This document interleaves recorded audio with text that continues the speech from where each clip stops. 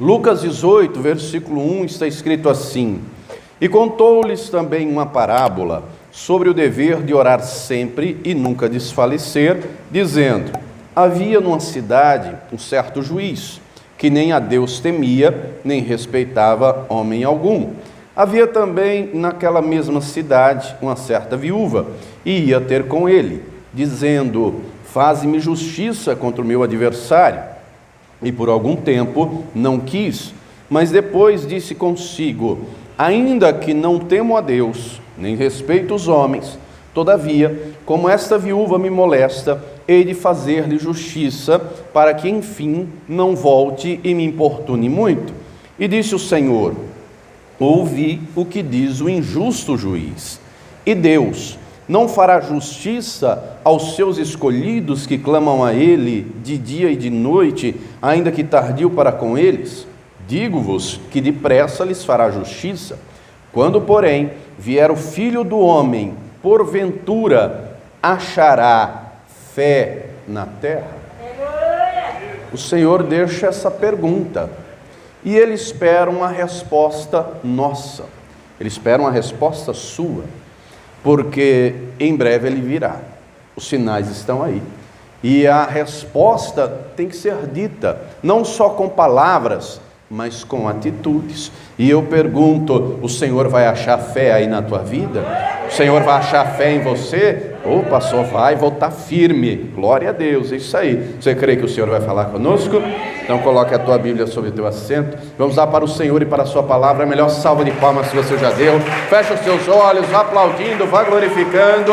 Senhor nosso Deus e Pai, Deus bendito, santo, amado e todo-poderoso, a tua igreja te aplaude e te glorifica. Abre os céus agora e receba o louvor da tua igreja.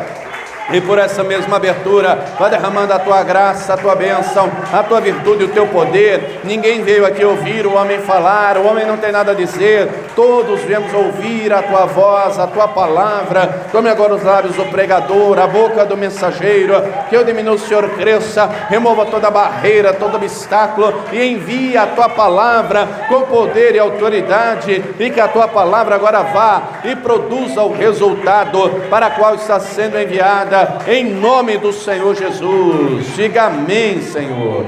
Tome o teu assento por gentileza, pode se assentar, mas preste muita atenção, não se distraia. Se você trouxe papel e caneta, tome nota de tudo o que vai ouvir e aprender, amém? Muito bem, a pergunta requer uma resposta. O Senhor pergunta se porventura achará fé na terra, porque a fé, ela pode ser perdida, não é? Ela pode acabar. Como assim, pastor? Nós vamos ver aqui. É necessário ter entendimento da Escritura, é necessário ter discernimento. E a Escritura deixa claro, como o próprio Senhor Jesus disse, que no mundo nós teríamos aflições. Então, as aflições da vida virão, as perseguições virão, mas eu tenho que compreender que Deus estará comigo e eu vou ficar firme em pé e eu vou vencer todas essas aflições. Os problemas vêm para lapidar a fé. Deu para entender? Mas nós encontramos também de maneira clara na Escritura que o mundo e o diabo trabalham para acabar com a nossa fé. Vá comigo na carta de Paulo a Timóteo, primeira carta, capítulo 4. Olha o que diz o versículo 1. Acompanhe comigo. Primeira carta de Paulo a Timóteo, capítulo 4, versículo 1. Jesus, quando disse aquelas palavras que acabamos de ler em Lucas, ele estava falando a respeito do fim. No capítulo 17, ele disse que no final dos tempos, na sua vinda, seria como nos dias de Noé, que comiam, bebiam, até que veio o dilúvio, e Noé e a sua família entrou na arca, os demais pereceram. Ele disse que seria como nos dias de Ló, em Sodoma e Gomorra. Inclusive, ele traz a lembrança, Lucas 17:32, lembrai-vos da mulher de Ló. Muito bem, ele estava falando a respeito do fim, e ele introduz a parábola e deixa a pergunta: se achará fé na terra? Então, não há dúvidas, nós estamos no tempo do fim, minha gente. Os eventos que estão acontecendo testificam de maneira evidente. Se você tem acompanhado os noticiários, tem acompanhado o que tem acontecido, a natureza está bradando, os sinais que Jesus disse.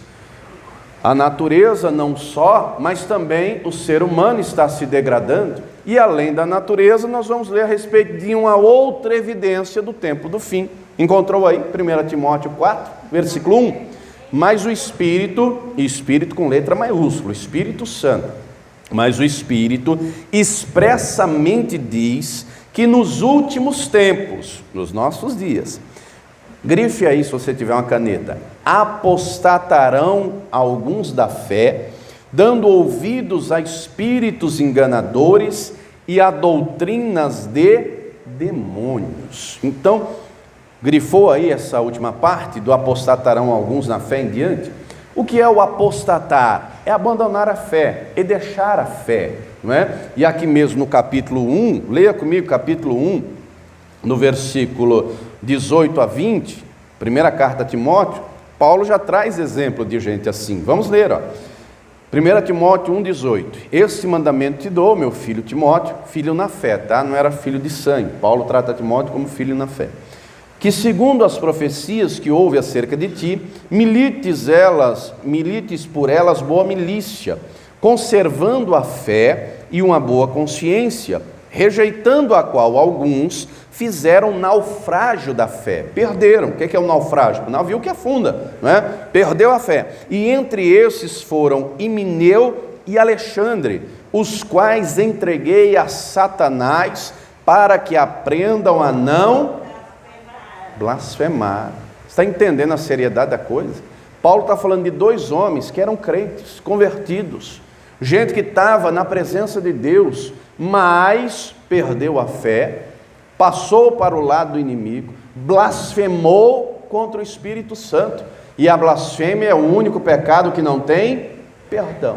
Mas Paulo diz aqui, volte aqui, o Espírito Santo diz através de Paulo, no capítulo 4, que vão apostatar alguns da fé, dando ouvidos a quem, minha gente? A espíritos enganadores e a doutrinas de demônios. Minha gente, o diabo é o pai do engano, é o pai da mentira, e ele engana de tudo que é forma e tudo que é jeito, não é? Jesus avisou, depois leia lá Mateus 24, que se possível fora, viriam falsos profetas que fariam tantos sinais e prodígios, que se possível fora, enganariam até os escolhidos de Deus. Por que não engana os escolhidos? Porque quem é escolhido conhece o Deus que serve. Quem é escolhido conhece a palavra do Senhor. Então, o texto fala não só de espírito enganador, mas fala de doutrina de demônio.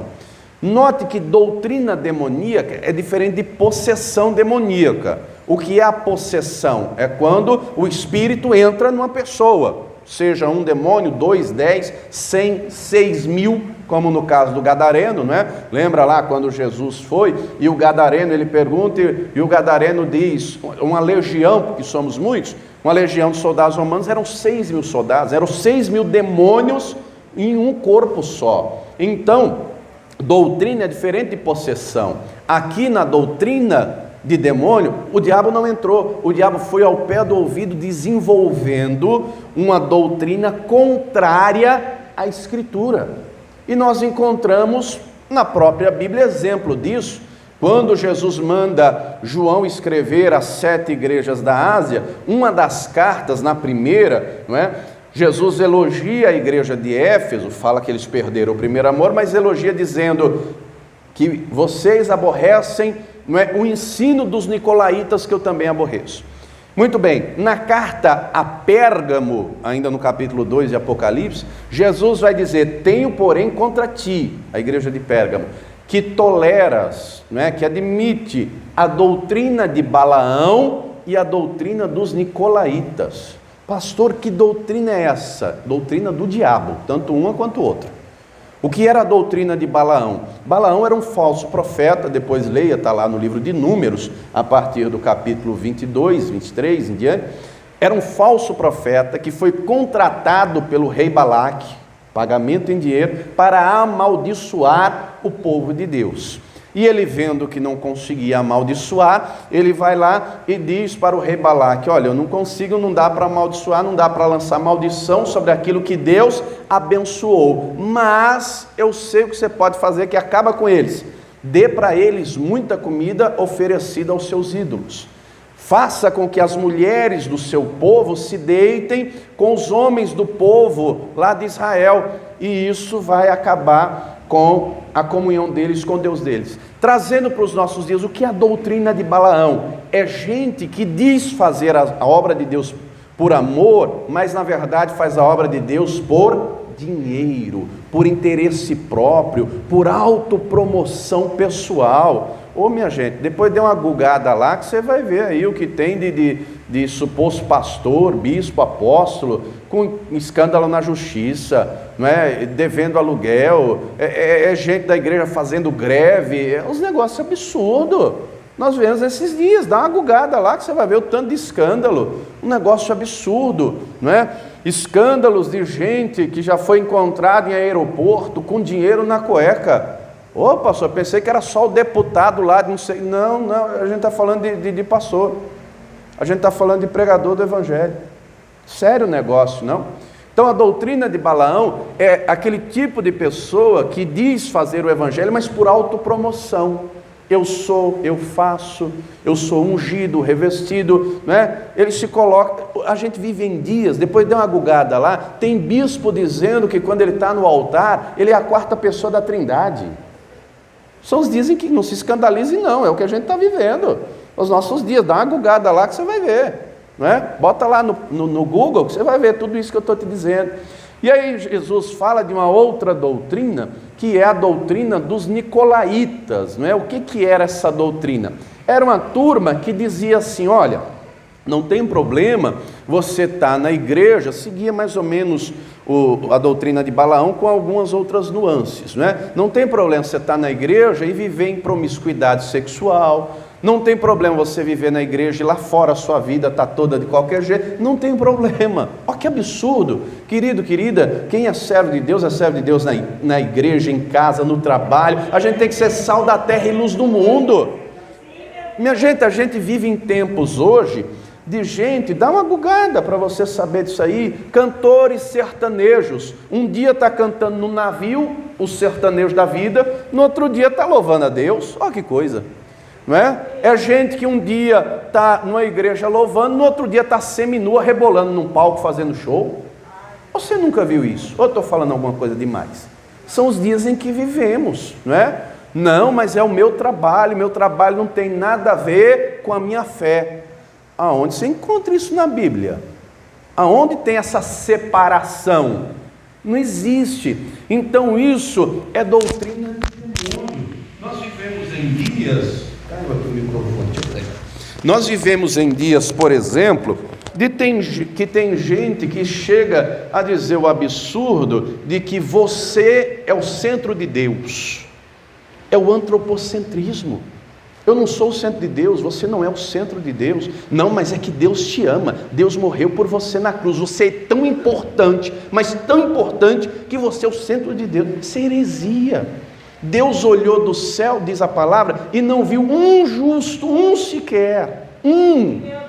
Nós não temos justiça própria, a nossa justiça diante de Deus é trapo de imundícia. Diz Romanos 3 que nós somos justificados pela fé. O próprio Abraão foi justificado pela fé.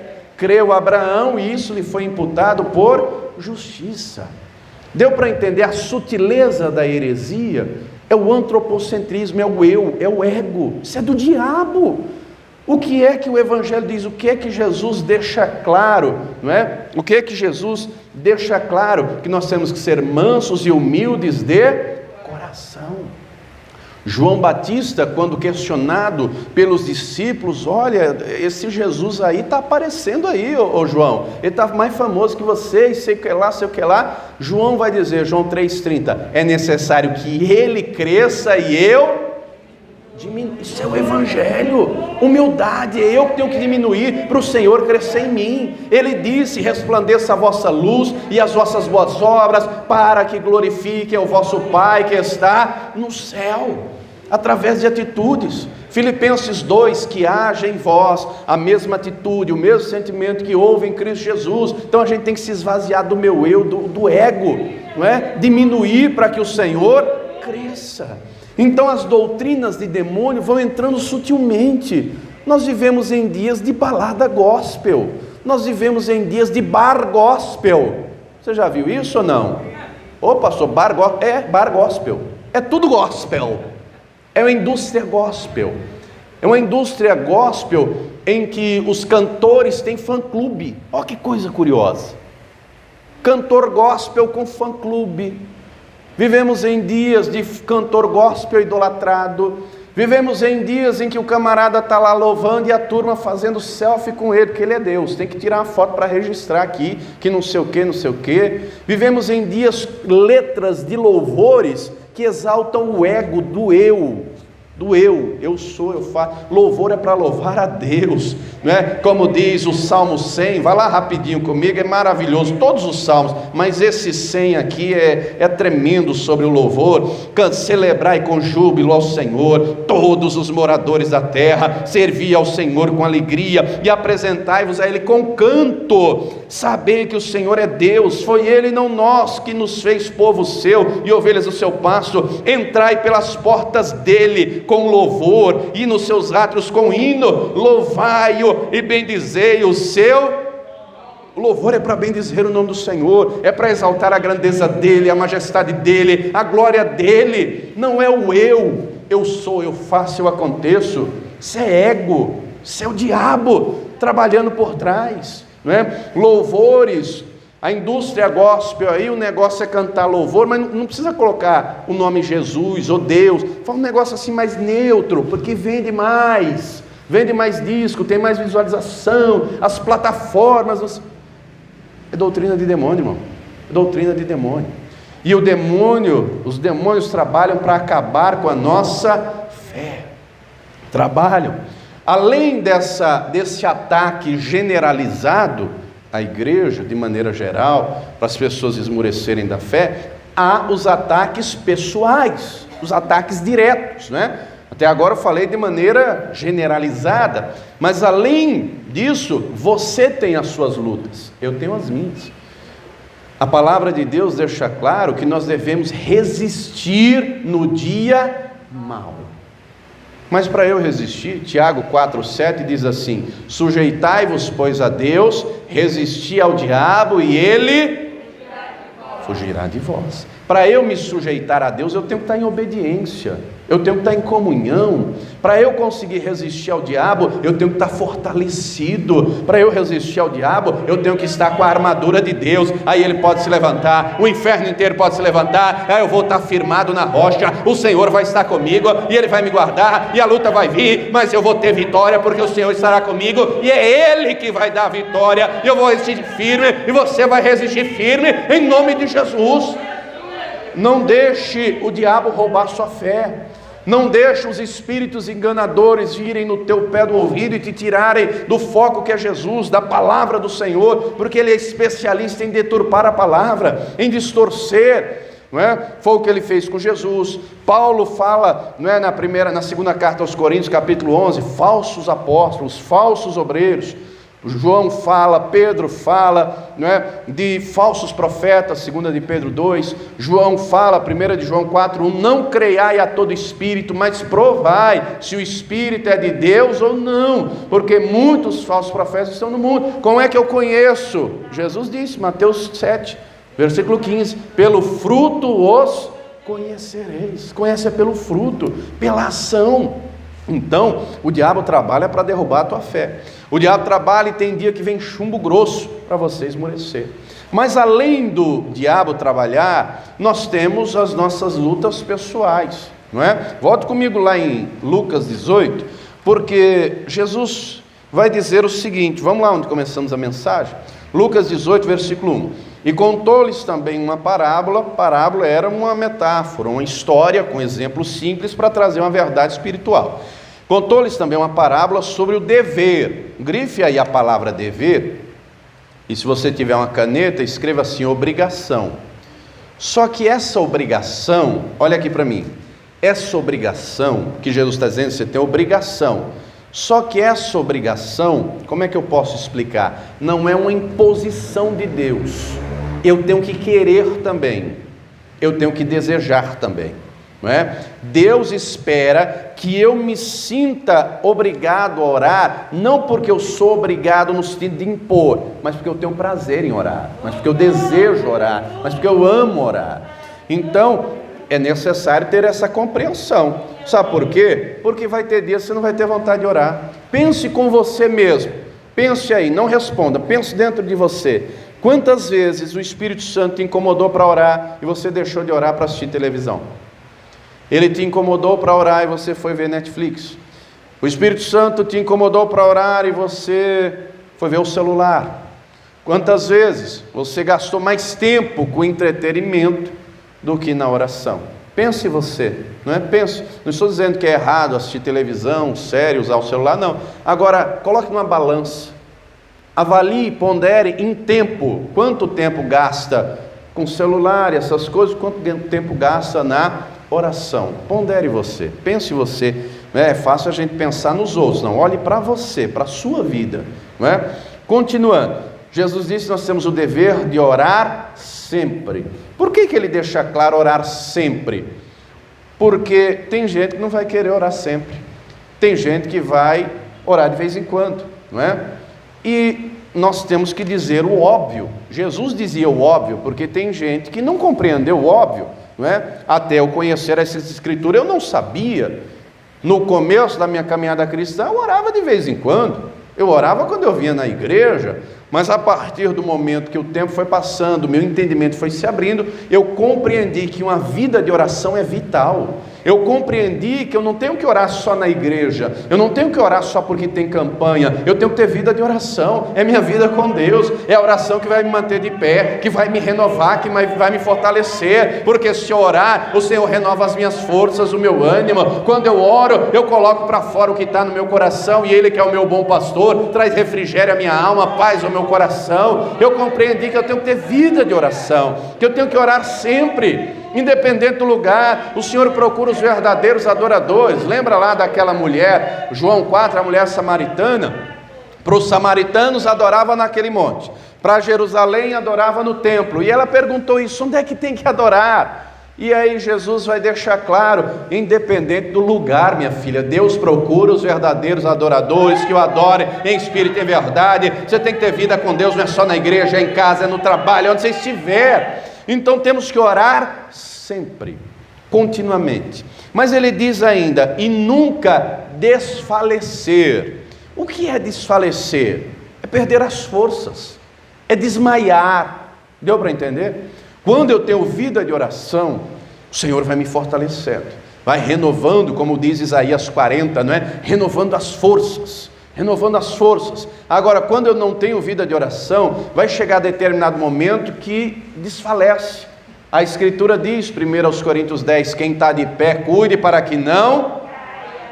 Pare e pense você um minuto. Você conhece pelo menos uma pessoa, uma só, que um dia foi cheia do Espírito Santo, que um dia ou pregou, ou orou, né, e Deus a usou, seja para cura, libertação, pregação do Evangelho. Você conhece pelo menos uma pessoa que já foi assim, cheia do Espírito Santo, e hoje está afastada, hoje está longe dos... Eu conheço de membros obreiros a pastores, sei de gente que hoje se tornou ateu.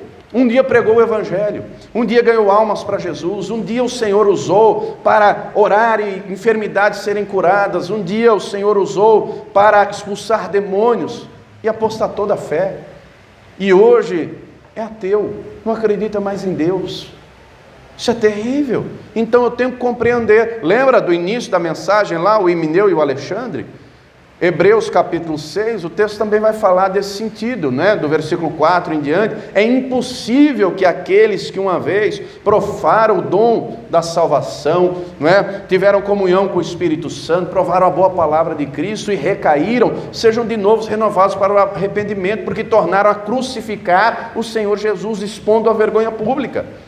Então eu tenho que compreender, se eu não tiver vida de oração, eu posso cair, eu posso desfalecer, as minhas forças podem acabar. Diga para a pessoa que está do teu lado, depende de você. É necessário ter entendimento, não é? Deus quer salvar a todos. Está escrito isso, né? 1 Timóteo 2, Deus quer que todos os homens sejam salvos e venham ao conhecimento da verdade. Mas eu tenho que fazer a minha parte também. Eu tenho que compreender que se eu não batalhar pela fé, eu vou desfalecer. Como diz na carta de Judas, versículo 3, não é? Vamos ler rapidinho, deixa aqui Lucas 18 marcado, vamos lá na carta de Judas. Pastor, onde é que está? Está antes do Apocalipse, tá? Antes do Apocalipse, é uma carta curtinha, de 25 versículos, nós vamos ler só o 3. Carta de Judas, vai lá no Apocalipse e volta, tá? É uma carta curtinha antes do Apocalipse. Esse Judas aqui não é o Iscariotes, tá, minha gente? Porque o Iscariotes, que foi um dos 12 apóstolos, se enforcou. Ele não deixou nada escrito, nada registrado. Esse Judas aqui começa a carta dizendo que ele é o irmão do Tiago. E no Evangelho, o único Judas irmão de um Tiago, leia lá Mateus 13, do versículo 50 em diante, são os meio-irmãos do Senhor Jesus. Depois que nasceu Jesus, da Virgem Maria, o José consumou o casamento com a Maria e tiveram filhos e filhas. Dos filhos, 4 homens, um outro José, não é? Simão, o Judas e o Tiago. Inclusive a carta que nós lemos, a carta que tem aqui de Tiago, é desse Tiago que é meio irmão de Judas, porque o Tiago, irmão do João, que era apóstolo, o rei Herodes decapitou. Mas encontrou aí o versículo 3? Está escrito assim: amados, procurando eu escrever-vos com toda diligência acerca da comum salvação, tive por necessidade escrever-vos, encorajar-vos, exortar-vos a, diga comigo, batalhar, não, com fé, batalhar pela fé. Batalhar pela fé que uma vez foi dada aos santos. Meu irmão, se você não batalhar pela fé, você vai perder a tua fé. Se você não batalhar pela fé, o diabo vai roubar ela de você. Se você não batalhar pela fé, os problemas do mundo vão te soterrar. Nós vivemos aí, não é, 2 anos de pandemia, sem prazo de validade, só Deus sabe quando é que vai acabar. Vivemos em dias que o custo de vida está altíssimo, os preços lá em cima, seja gasolina, seja comida, seja o que for, está assim no mundo todo, não é só aqui no Brasil não, viu? É no mundo todo, está assim de maneira geral. Estamos em dias em que a depressão assola aos milhões, mas qual será a nossa postura? Recuar? Desfalecer, desanimar? Diga comigo, eu vou batalhar pela fé. Diga comigo, eu vou batalhar pela fé, porque Jesus Cristo está comigo, e Ele me renova, e Ele me fortalece, e Ele é o meu general, e Ele me dá vitória. Mas para isso acontecer, eu tenho que fazer a minha parte. Eu digo sempre, Deus só faz o impossível, o possível somos nós. E vida de oração, somos nós que temos que ter. E eu fico impressionado porque Deus não faz acepção de pessoas, Ele não faz. Só que na igreja tem gente, por exemplo, no momento da oração, que se derrama na presença de Deus, que abre o coração, que deixa o Espírito Santo fluir. E tem outros que estão olhando o teto, ou estão olhando para um obreiro, sei lá, não é? Ou está olhando aqui para o altar. Tem gente que dá liberdade para o Espírito Santo, tem gente que se conecta no Wi-Fi da glória, tem outros que parece que está só o corpo presente, parece que a mente está longe, o coração está longe. Isso é perigoso, porque se no momento da oração eu não estiver conectado com Deus, Deus não vai agir. Eu estou deixando claro, Espírito Santo, na minha vida não, se eu não der liberdade. Quem está entendendo, diga amém. E aí a pessoa corre o risco de vir à igreja vazia e sair murcha. Deu para entender o perigo? É sua vida com Deus, é o seu relacionamento com Deus, não é? Você tem que dar liberdade ao Espírito Santo, você tem que orar e orar com fé. Toda vez que nós vamos orar, eu digo sempre, não ligue para quem está à direita, à esquerda, à frente ou atrás, ore e fale você com Deus. Mas tem gente que parece que, sei lá, acho que não entendeu nada ainda, não compreendeu, não é? É necessário entender, a vida com Deus é particular, deu para entender? É pessoal. Volte lá comigo em Lucas 18. Então Jesus fala que nós temos o dever de orar sempre, nunca desfalecer, e aí ele traz a parábola. Ele diz, olha, tinha lá numa cidade um juiz que nem temia Deus nem respeitava os homens. Eu acho que não era só nessa parábola não, acho que aqui no Brasil tem um bocado, viu? Aqui no Brasil tem um bocado dessa turma aí. Tem um bocado aí em tudo que é lugar, viu? Seja de primeira instância, segunda, nas altas cortes. A gente que não teme a Deus, não respeita a lei, constituição, não respeita nada nem ninguém, se acha Deus. Eu não sei se você sabe, mas juridicamente, juiz, ele não pede, juiz manda. A lei confere essa autoridade. E aí tem muito juiz que se acha Deus. Eu faço e eu aconteço. A Constituição do nosso país tem um artigo que fala do livre convencimento motivado. Que negócio é esse, pastor? O juiz, ele dá uma decisão e ele diz o porquê ele entende daquela maneira. E ele não volta atrás. Não concorda? Recorra a uma instância superior. Ele decidiu daquele jeito e vai ficar daquele jeito e ponto final. Então, a lei garante que o juiz manda. O juiz não pede.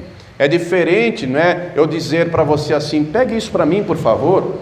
Estou fazendo um pedido. Agora imagine que eu digo assim, pegue isso agora que eu estou mandando. Mudou o tom, não? Mudou a situação. E ainda tem um ditado que dizem por aí, quem pode manda, obedece quem tem. Quando o juiz manda e a pessoa não obedece, é crime de desobediência. Mas vamos voltar aqui. Esse juiz era o Satanás na terra. Não temia Deus, não respeitava ninguém, mas na mesma cidade tinha uma viúva. E a viúva tinha uma causa. E a viúva foi lá dizendo, juiz, faze-me justiça contra o meu adversário. Todos nós temos um adversário em comum, minha gente. Sabe quem é ele? Eu acho que você já sabe quem é, né? Satanás.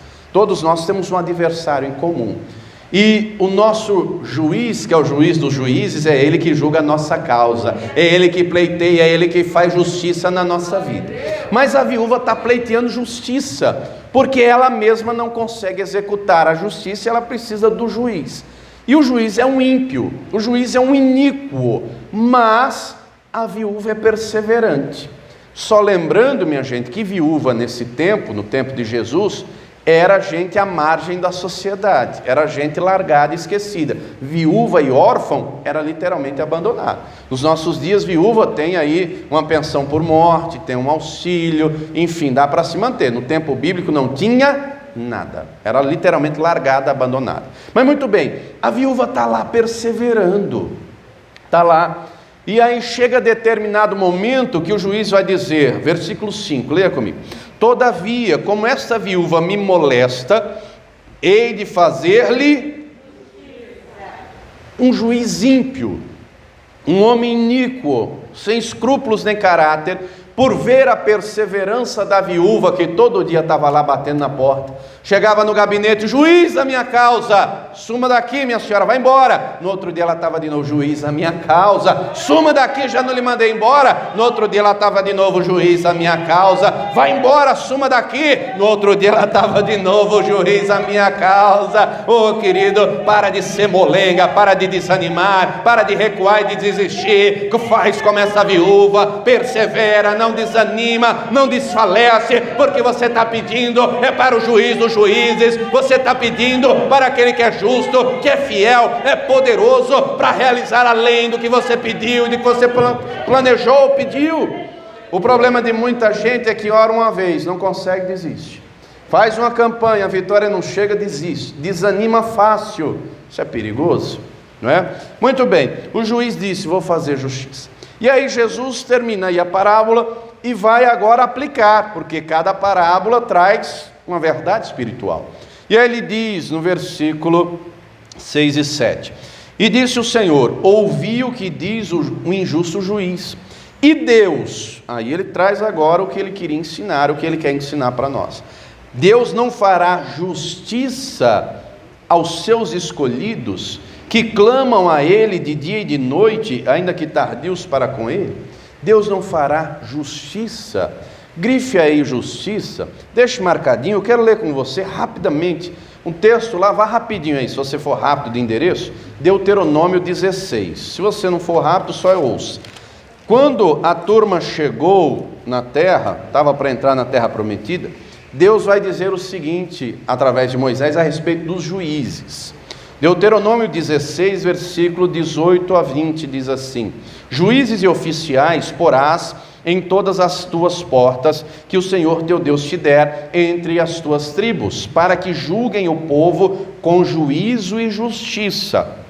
Não torcerás o juízo, não farás acepção de pessoas, nem tomarás suborno, porquanto o suborno cega os olhos dos sábios e perverte as palavras dos justos. A justiça, somente a justiça seguirás, para que vivas e possuas em herança a terra que te dá o Senhor teu Deus. Note que o Senhor está dando essa orientação para os juízes que seriam constituídos.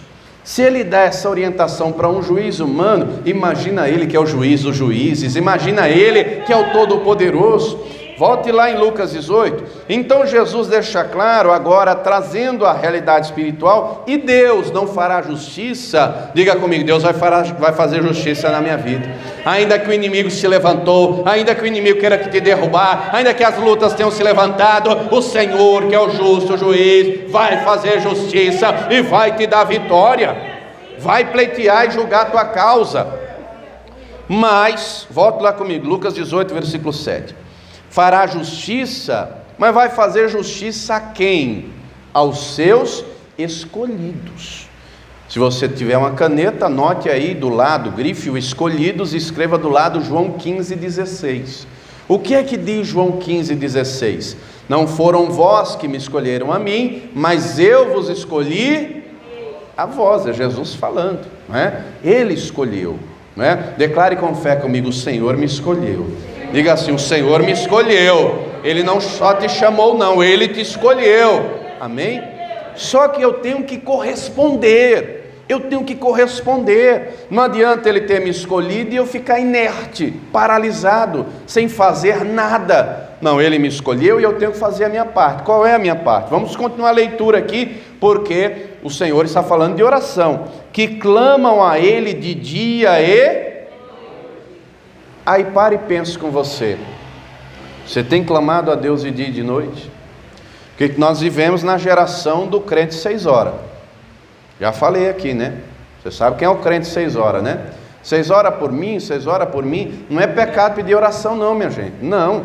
Se você ler o Evangelho, você vai ver Paulo pedindo oração. Em pelo menos 4 cartas ele pede oração aos irmãos da igreja. Agora, o problema está, Paulo pedia oração, mas ele também orava.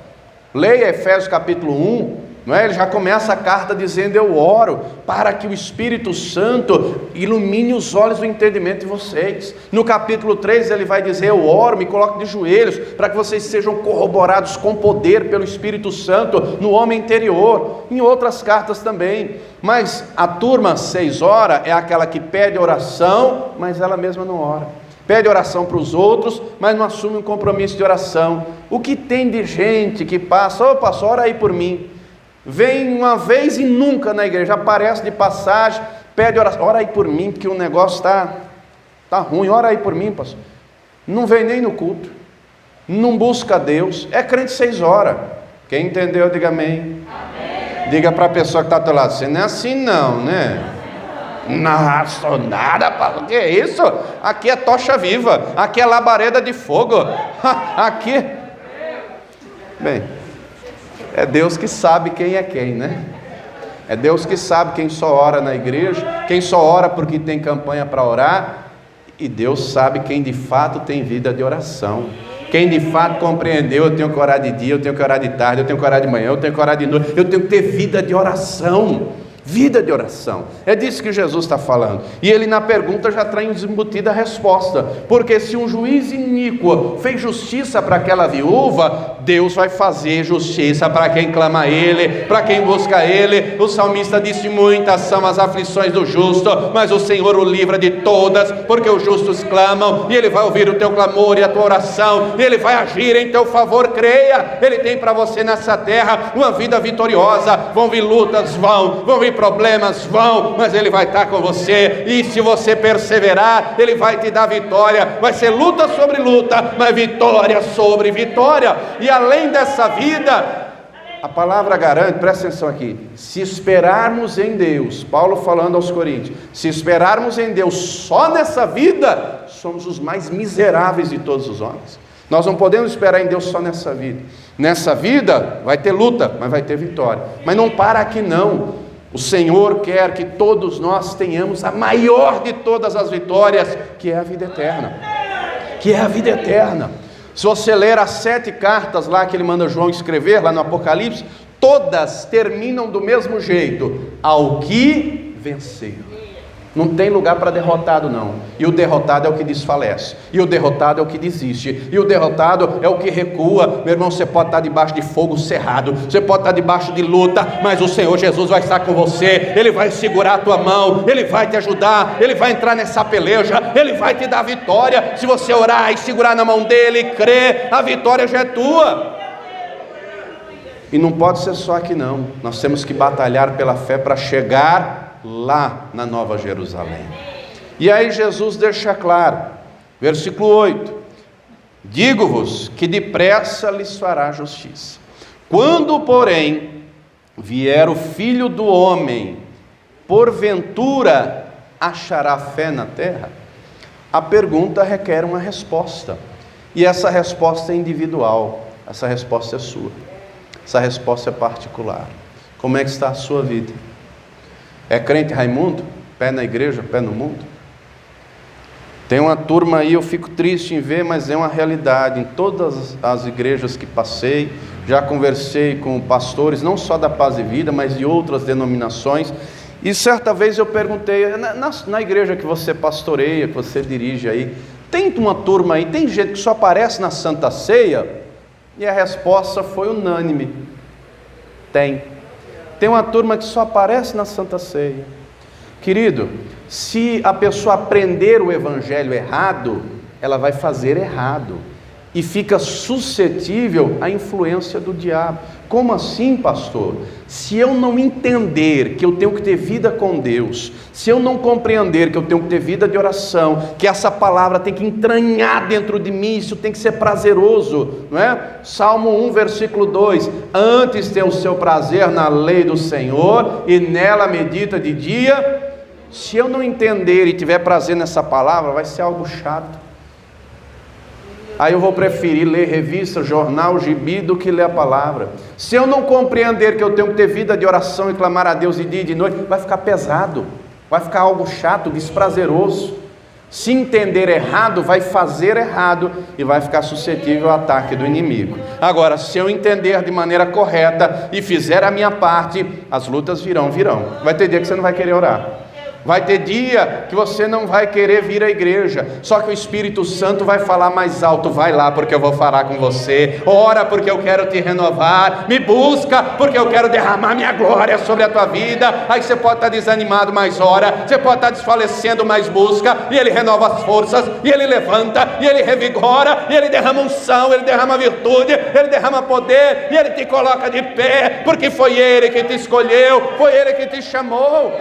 A resposta é pessoal, a resposta é individual. Ah, meu irmão, pode vir a luta que vier, eu vou estar firme, porque eu sei em quem tenho crido, Ele é poderoso. Aleluia!